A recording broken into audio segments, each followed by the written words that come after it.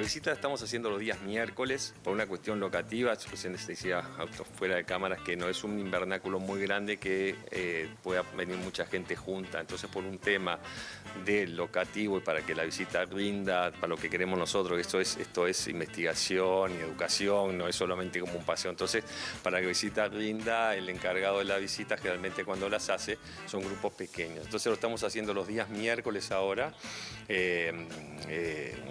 Los grupos van viendo las diferentes características de la planta. Lo que pueden ver acá es la parte de producción, cómo se hace la reproducción de las distintas especies de plantas, las plantas madres que se usan para sacar los gajitos o las hojas. Ahora vamos a ver cómo se pueden hacer. Y este es el lugar central donde están las plantas más grandes, las más destacadas, especies que son por supuesto tropicales, ¿no? El invernáculo este es con la función que tuvo cuando se trajo al país en la década del 20, en el 26, 27 llegó de Francia la estructura. Antes era de vidrio, bueno, tiene todo policarbonato nuevo, por suerte pudimos cambiarlo todo, está muy lindo. Calefacción, de una caldera de gas que calienta unos caños galvanizados, hierro galvanizado, que como una losa radiante mantienen toda la temperatura media acá es de 16 a 20 grados. En verano hay que ponerle malla sombra, eso porque la temperatura aumenta muchísimo. Es como estar, no sé, en Barranquilla al mediodía acá adentro, nos transpiras mucho, incluso la gente que trabaja acá tiene que estar también tomándose su tiempo de salida, no puede estar permanentemente muchas horas acá por ese tema.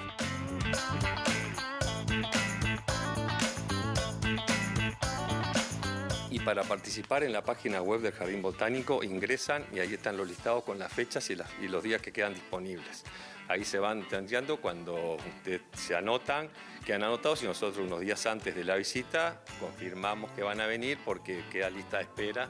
Los cupos se llenan bastante rápido, la idea es en el futuro tener más visitas, pero por una capacidad locativa y de técnicos que estamos trabajando en esto, empezamos con este sistema ahora. Pero la idea es poder venir más visitas, más días, incluso no solo los miércoles, porque después el Día del Patrimonio, la Noche de los Museos, días especiales, también se funciona. Bueno, estamos ahora en una feria de plantas. Todos los años se hacen varias ferias de plantas en colaboración con ABO, con la Asociación Amigos del Jardín Botánico. Se hacen entonces sobrantes de acá, plantas que hay, por ejemplo, producimos muchas plantitas de café acá, que no podemos tenerlas afuera, están acá, porque se las lleva a su casa y tiene las condiciones, no digamos que va a tomar café de su planta, pero bueno, por lo menos la tiene. Y entonces todas esas sobrantes se sacan a la venta ese día. Entonces, es el día antes del 17, porque es justo el día anterior al Día de la Madre, son fechas de Día de la Madre, primavera, fechas emblemáticas que nosotros utilizamos y aparte no solo son plantas nuestras, vienen viveristas de todo Montevideo a traer sus plantitas acá para vender.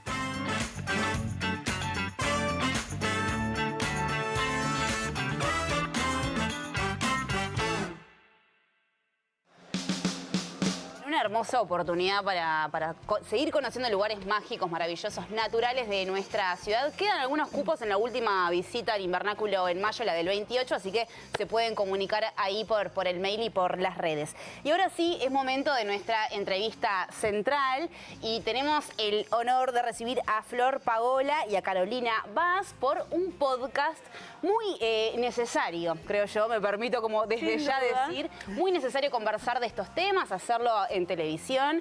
El tema es aborto, es un podcast sobre el aborto que se llama Entre la Marea y que acaba de sacar su primer episodio, que tiene que ver... podcast, yo te voy a proponer que claro, forma parte de nuestro queridísimo espacio Cucha Montevideo. Me va a enojar, que Pablo. ya le pasamos el crédito a nuestro creador, fundador de este espacio, Pablo Silvera. Te mandamos besitos porque ya sé que estuviste escribiendo. Me encanta que estés ahí mirándonos.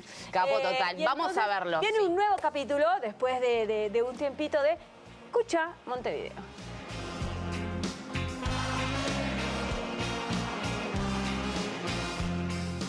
Ahora sí, un aplauso para nuestras invitadas. Gracias por ponerle la voz a este tema tan importante. Nos alegra saber que es un podcast que también cuenta con apoyos del Ministerio de Relaciones Internacionales de Alemania, nada más ni nada menos. Bueno, cuéntanos, si quieren, cómo surge, ¿no? Entre la Marea. Perfecto, voy. Contás del proyecto, dale. Bueno, Entre la Marea es un proyecto que surge a partir de un medio que yo integro, que coordino con otras colegas. Es un medio latinoamericano que se llama Caja Negra con K. Bueno, y ahí lo que intentamos hacer es contar historias y diálogos que tengan que ver con el acceso a los derechos sexuales y reproductivos de las mujeres y personas gestantes en América Latina y en Europa. Para eso fue que conseguimos estos fondos del Ministerio Federal de Relaciones Exteriores de Alemania. Y bueno, y así fue como se inició. Y bueno, y tiene varias patas. Una es la de los diálogos, que fueron como encuentros con especialistas y demás online. Después otra pata tiene más como la de las historias, que ahí sí tenemos formato podcast y formato historias más de prensa escrita. Y una de esas es la del episodio por el que estamos acá hoy. Che, me dejan abortar. Y bueno, y este episodio, ¿no? Che, me dejan abortar, aparte de esa cosa también como de acá, de uruguaya, ¿no? Sí. Che, que está bueno porque, y ustedes lo dicen en el podcast, que Uruguay es un país pionero en lo que tiene que ver con la ley, pero ustedes abordan la parte de salud mental, que hoy no me salía la palabra, pero es verdad que a veces, ¿no? O sea, sí, una mujer va y puede abortar, pero no está tomada en cuenta todo lo otro que acarrea hacerse un aborto. ¿Cómo es que surge la idea para ustedes de que era importante esa temática en el capítulo que tuviera que ver con Uruguay? Bueno, es un tema que es poco abordado, ¿no? A ver, si bien nosotras en el episodio conversamos con especialistas, investigadoras que trabajan en el tema, y si bien hay mucho recorrido hecho sobre el tema, nos parecía bueno ponerle voz y que tenga un registro sonoro y que se aborde el tema de la salud mental vinculado al aborto, que nosotros contamos al principio del podcast porque arrancamos a producirlo con varias premisas y entre ellas era saber si el aborto producía algún efecto en la salud mental, algún efecto negativo. Tomamos esa premisa en realidad y fuimos a investigar eso porque muchos grupos antiderechos se basan en eso para decir que, bueno, que es una causa enorme de suicidios, que después de abortar las mujeres tienen trastornos. Depresión. Exacto, depresión, o sea, efectos que son totalmente negativos. Y nosotros dijimos, bueno, vamos a ver si están así, por eso nos acercamos a estas entrevistadas. Pero quiero abordar una cosita que me pareció interesante y lo van a notar cuando escuchen el podcast, que vos dijiste, es verdad, el nombre es como uruguayo, ¿no? Es ese che, me dejan abortar, porque es una frase de una de nuestras entrevistadas, pero intentamos darle un carácter más regional o latinoamericano, porque el proyecto es así, es un proyecto de periodismo colaborativo, que la idea es que se pueda escuchar no solamente obviamente en Uruguay, porque es un tema que nos compete a nosotros, sino en toda la región. Por eso también nosotros en el podcast van a ver que explicamos qué es la IVE, cómo es la IVE en Uruguay, cómo fue la legalización, la contextualización de cómo llegamos a este momento, ¿no? O sea, agregar un poco. Claro, bien. Y en ese sentido, ¿qué nos pueden contar? Brevemente, me imagino que es un tema que también da para hablar tanto, ¿no? Pero del contexto latinoamericano en relación al aborto. ¿Cómo estamos como continente en relación a este tema? Y resaltarles lo importante que es conversar sobre esto, sobre un derecho, en nuestro caso, conquistado, pero que no siempre sabemos si va a estar conquistado, ¿no? Hay que seguir ahí conversando sobre esto.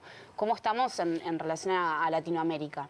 Bueno, nosotras contamos en el podcast que somos además el segundo país en Latinoamérica en que se legalice la práctica del aborto. Fue en octubre del 2012 que se legaliza aquí en nuestro país. Ya otros países han podido avanzar, pero los contextos restrictivos y la penalización a mujeres a lo largo de América Latina es muy grande. Son diferentes realidades, diferentes momentos, pero en algún punto nos une a todas esa situación. Y una de las cosas que nosotros hablamos también muchísimo con una de nuestras entrevistadas, que es Liliana Brazincas, que fue hasta hace muy poco directora de la organización Mujer y Salud, MISU, nos explicaba que nuestra ley, si bien ya tiene 10 años y fue una ley que en su momento estuvo muy bien, ahora es una ley que está rezagada, ¿no? Es un poco lo que nos contaba ella. Exactamente. Yo creo que en ese sentido está como bueno también ver esto, ¿no? Porque todavía tenemos en América Latina, por ejemplo, Centroamérica y El Salvador, por ejemplo, es como un país en el que podés llegar a tener por un aborto espontáneo más de 30 años de cárcel, por ejemplo, está sumamente penado. Ahí tenemos un caso súper importante, que es el caso de Beatriz, que es un caso que llegó a la Suprema Corte de Justicia de ese país y ya también escaló al exterior, porque ella lo que quería era también acceder a un aborto porque tenía problemas de salud y no se lo permitieron, y bueno, y falleció el bebé y demás una vez que nació. Entonces, hay realidades súper complejas. Y a la vez también después tenemos otros países como Colombia, como Argentina, que recientemente han logrado conquistar la ley del aborto. Y bueno, y ese también son los países en los que decimos, bueno, con estas leyes ahí la de Uruguay, claro, ganamos, o sea, desde el 2012 tenemos una ley de aborto, o sea que tenemos un montón de tiempo en el que las mujeres han podido acceder al aborto en Uruguay, pero claro, ya empieza a quedar un poco rezagada esa ley en algunos aspectos. Bueno, la sociedad civil organizada lo que plantea es que tenemos, por ejemplo, los plazos, porque hoy en día en Uruguay vos podés acceder a un aborto legal si tenés hasta 12 semanas y 6 días para hacerlo, ¿no? En el caso de que es violación son 14 semanas y en el caso de que haya un problema con la salud de la mujer o inviabilidad fetal, no tiene plazo. Entonces, claro, ahí vos, por diferentes circunstancias, puedes tener un montón de gente que quede afuera de esos plazos, ¿no? Por diferentes razones. Después, por ejemplo, también tenés a las mujeres migrantes en Uruguay, que hasta que no tengan un año de residencia en el país, mujeres y personas gestantes, no pueden acceder al aborto. Ahí tenés otra cantidad de gente que también puede quedar afuera. Y bueno, y después ahí vas teniendo diferentes contextos también, ¿no? Hay contextos que son restrictivos, que es un poquito lo que nosotras intentamos también, o fuimos a investigar, porque cuando nos preguntamos, bueno, ¿por qué el aborto puede afectar, o puede el aborto afectar a la salud mental de las personas que lo practican? Y en realidad lo que nos decían las especialistas es no con efectos duraderos, o sea, y eso es esa desinformación que traen estos grupos antiaborto, o sea, no es así, y la literatura eso ya lo explica y ya lo advierte, pero bueno, lo que sí podemos tener es, lo que se habla como de un duelo leve, ¿no? O sea, algunas especialistas hablan de eso, que es, bueno, es un proceso, es muchas veces una decisión difícil que hay que tomar y que, bueno, pero hay que pasar como un poco por ese duelo, no es como que lo que te dicen es, bueno, no hay que hacer como que no pasó nada, ¿no? Eso por un lado, pero lo que nos decían es que lo que sí puede afectar realmente a la salud mental a largo plazo, primero es llevar adelante un embarazo que no deseas, por ejemplo, ¿no? O sea, un embarazo de que no puedes llevar a cabo por diferentes circunstancias, eso sí puede afectar la salud mental a largo plazo. Y lo otro son los contextos restrictivos, o sea, cuando las personas deciden abortar en un contexto en que no te lo permite. Por ejemplo, en esto de El Salvador que les decía, ¿no? O sea, ya con penas muy altas, o también cuando el aborto es estigmatizado de alguna forma. Bueno, ustedes dan el ejemplo del caso de Mercedes. Sí, de Noemí. De Noemí Olivera. Noemí, que ella quería abortar y el Claro, nosotras fuimos a buscar... padre del niño. Exacto, sí.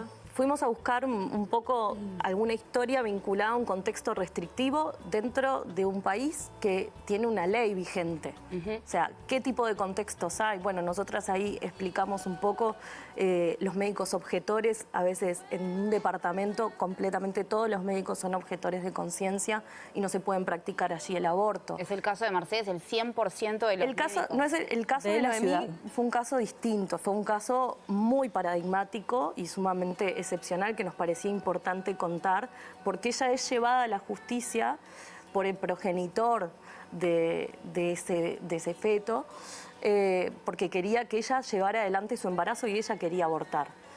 Es llevada a la justicia y la justicia decide que ella tiene que continuar con su embarazo. Ella sufre un aborto espontáneo en el medio de todo ese tránsito, pero logra hacer valer su derecho e incluso llevó su caso a la Suprema Corte de Justicia. O sea, es un caso de contexto restrictivo a gran escala, ¿no? Fue esto? O sea, eso en el 2017, ya 5 años de ley aprobada. Sí. Wow. Y cuando hablamos también, ¿no? Que hablan del tema de salud mental, ¿cuán acompañadas, ¿no? están las mujeres que deciden hacerse una interrupción voluntaria del embarazo? ¿No? Porque capaz que te mandan esos 5 días para tu casa, que recién hablábamos con ella, que a veces es como una infantilización que te hacen, porque, o sea, si vos estás decidida a realizarte un aborto, dice, no, mira, me parece que lo tenés que pensar, no sé si eso está bien, no está bien, claro. Si eso está, ¿por qué no hay después un acompañamiento? ¿Hay un acompañamiento psicológico después de que lo realizás? O sea, creo que no está planteado. No está planteado. Nosotras lo que un poco descubrimos, ¿no? O sea, en esta investigación es que En realidad, ahí tenés como varias voces, obviamente, ¿no? O sea, por ejemplo, lo que nos decía una de nuestras entrevistadas, que es Ivana Leus, que ella es parte de la organización Iniciativas Sanitarias, y ella es una psicóloga que trabaja dentro del sistema de salud atendiendo a mujeres que vienen con estas preocupaciones. Ella lo que decía, bueno, por ejemplo, para ella contemplar la salud mental, ya el hecho de que vos puedas ir a un lugar con el deseo de realizar un aborto y lo puedas ejercitar y puedas hablar con alguien que te escucha, que no te juzgue, que te permita hacerlo, eso para ella ya es salud mental, ¿no? O sea, y eso es una base súper importante que la tenemos del 2012 y eso hay que reconocerlo porque es una realidad. Después, cuando empezás a hablar con otras personas, otras especialistas y demás, que bueno, obviamente que ahí en el podcast, en el episodio lo pueden ir viendo, aparecen otras voces, ¿no? Cuando dicen, bueno, en realidad... por ejemplo, la misma Noemí cuenta que su caso fue que a ella le dieron la medicación, le dijeron, bueno, esto es así y así, y lo que dice ella, ¿no? De su forma es como, bueno, y anda para tu casa y arreglate como puedas, ¿no? Esa es la forma en la que ella lo expresa. Y bueno, y ahí sí, hay varias especialistas, incluso gente también que da su propio testimonio, que dice que los 5 días te genera medio como esa locura de decir, tengo que estar 5 días en mi casa así, esperando, ¿no? Para algo que ya tengo la decisión totalmente tomada, que ya sé qué es lo que quiero, que tengo que decir, es como esta espera, ¿no? Que es medio como una locura hay gente, ¿no? Que dice que le ha pasado eso. Eso, y después, bueno, otras especialistas también dicen que en realidad como acompañamiento como tal terapéutico no hay. Lo que sí nosotras hacemos mucho hincapié, por lo menos del sistema de salud, ¿no? Lo que hacemos mucho hincapié es que es bien interesante ver estos procesos, que incluso también se han dado en toda América Latina y es como bien interesante poder verlo, que son los grupos de acompañamiento o redes de acompañamiento de aborto. Acá en Uruguay está la organización Las Lilas, que hace parte de MISU también, que recién la nombramos, que bueno, que son básicamente mujeres, muchas veces feministas, organizadas, que lo que hacen es como salir a dar ese acompañamiento que por ahí desde el sistema de salud no está, ¿no? Entonces, y ahí con ese acompañamiento es asesoramiento, información y más un acompañamiento emocional y de continentación por esas personas que están pasando por ese proceso que no siempre es fácil. Entonces, por eso nosotros destacamos bastante en el episodio como la experiencia de Las Lilas, porque es súper importante, están en casi todo el territorio nacional, tienen Instagram, tienen redes, tienen WhatsApp para que les puedan escribir, está disponible. Las especialistas además hacen mucho hincapié en la importancia del acompañamiento para estar bien la salud mental de las mujeres, por supuesto, que se practican el aborto y para que además no sea una carga y puedan vivir ese tránsito de una forma más liviana. Claro, que lo puedan hablar, poner en palabras, contar, porque todo bien, pero sigue siendo difícil hablar de esto con nuestra familia, con amigues, ¿no? Sigue siendo como complejo todavía ahí, como en lo social y en lo familiar. Porque claro, socialmente los cambios como que demoran a veces más que las leyes, ¿no? O sea, existe la ley, pero en realidad a veces no hay una sociedad que la acompañe de buena manera, porque como esas costumbres, esos valores, eso no sé qué, se quedan como a veces un poco como muy estacionados en las calles. Entonces, quieras o no, yo qué sé, alguien que va a practicarse un aborto, viste, siempre es tipo, vas como, no, bueno, voy a practicar un aborto, ay, estoy haciendo algo bien, estoy haciendo... No, siempre tenés esa duda, por más decidida que estés. Sí, incluso las redes de acompañamiento también dicen, a veces hay gente que llega preguntando, me quiero hacer un aborto, no sé a dónde ir. Cuando tenés, ¿no? Como en un país en el que el aborto es legal y que sabés que cualquier policlínica que vayas, cualquier mutualista, o sea, te tienen que atender y te tienen que dar la información que necesitas. Después ha pasado mucho tiempo también para empezar a bajar los niveles de violencia también, ¿no? Como nosotros hablamos de la violencia obstétrica en torno al aborto, con este tema, por ejemplo, el caso más paradigmático es el tema de la ecografía, ¿no? Cuando te van a hacer esto que pides de que no querés escuchar los latidos de corazón, que eso todavía puede pasar, no digo que pase siempre obviamente, pero es algo que todavía puede seguir pasando. Bueno, hay un montón de casos de gente que ha contado, ¿no? O sea, que cuando va a acceder, que eso es cada vez menos, ¿no? O sea, por eso, o sea, es como lo que decías tú, esto es una ley en el 2012 y bueno, y con los años como que se ha ido aceptando más. Y todavía una de las grandes barreras que tenemos, que me parece que tiene que ver con esto, con lo cultural, supongo que también un poco con lo religioso, es el tema de la objeción de conciencia, ¿no? O sea, el tener todavía en instituciones enteras que se llama objeción de ideario, es el hecho de decir, bueno, en toda esta institución nadie, ningún ginecólogo o ginecóloga habilita la práctica del aborto. No hay ningún recurso de que antes, si sucede eso, bueno, que la persona pueda trasladarse a otro sitio, o eso no está amparado todavía. Eso en realidad se termina dando, eso se coordina, o sea, una persona que va a abortar va a otra institución, si en tu ciudad no lo puedes hacer, vas a ir a otra ciudad. El tema ahí, lo que se plantea es, bueno, primero que terminan siendo obstáculos, ¿no? Porque ya hacer como lo que dicen los especialistas, hacer una objeción de conciencia de forma un poco masiva, terminas obstaculizando un derecho, ¿no? Claro. Eso es por un lado. Y después, por otro, también ahí lo que yo veo, lo que veíamos en la investigación es, bueno, hasta dónde también empezás a ir en contra de los tiempos. Porque si vos te enterás medio sobre las 12 semanas que estás embarazada, decidís abortar, tenés que pasar todo el proceso, los 5 días, todo el proceso que hay que pasar, que son hasta 5 pasos.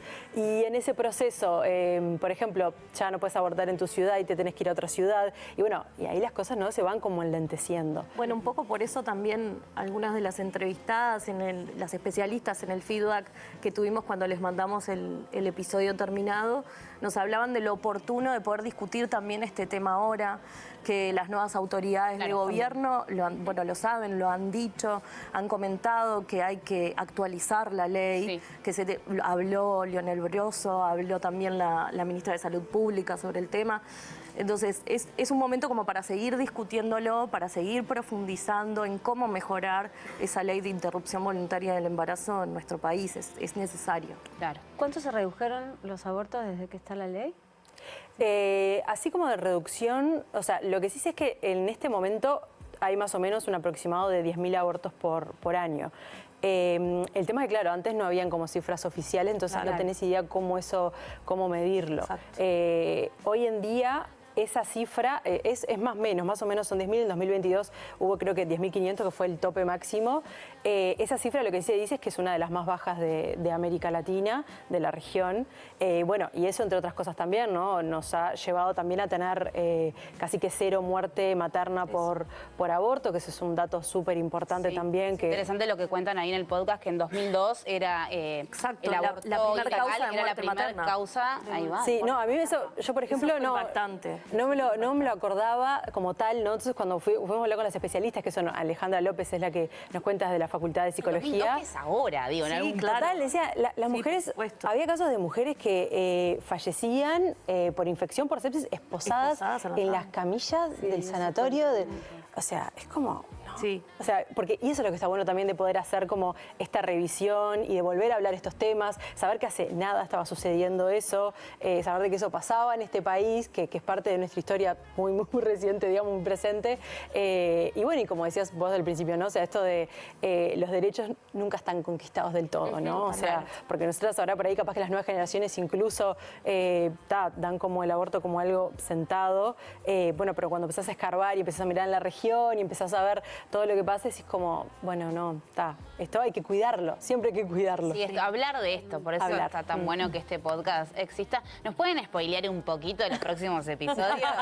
¿Qué temas dentro del gran tema van a tratar? Sí, después los próximos tenemos 2 más que todavía no han salido.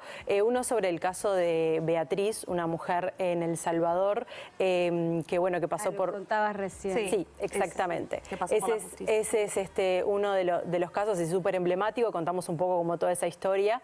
Y después el otro es en Baja California, en México, y lo que trabajan es como la historia de las acompañantes de aborto, que eso es lo que yo les decía hoy, Un ¿no? poco lo que hablábamos de las lilas acá. Sí, de las lilas, pero allá en México, que es súper interesante como ver, cómo mujeres por iniciativa propia están acompañando a otras mujeres a abortar. ¿Y en México Básicamente es está eso. legalizado? En México, en Ciudad de México sí, y creo que hay algunos otros estados en los que también, pero no es en todo el país. Claro. ¿Cuántas realidades, ¿no? En Latinoamérica también complejas y qué importante acceder a ellas como así, como integralmente, ¿no? Que sabernos parte de un mismo continente y seguir construyendo identidad. Antes de cerrar, queremos agradecerle obviamente a las entrevistadas por la generosidad de prestarnos su voz, de darnos la posibilidad de poder investigar un poco más con ellas sobre el vínculo del aborto y la salud mental, a Ivana Leus de Iniciativa Sanitaria, a Alejandra López de la Facultad de Psicología, del Programa de Salud Sexual y Reproductiva y Salud Mental. También la historia de Noemí, que para nosotros fue muy importante poder escuchar su historia, de Noemí Olivera. Le mandamos un abrazo, una genia, poder conversar con ella y escuchar su historia.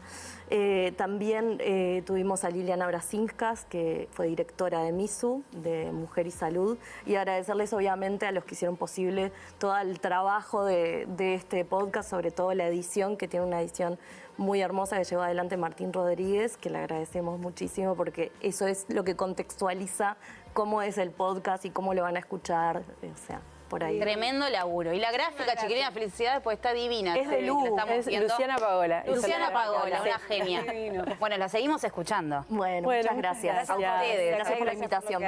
Gracias. Y nosotros nos vamos y volvemos mañana a las 6 de la tarde. Así es. Hasta mañana. Chaucito. Pero ¿a quién esperamos?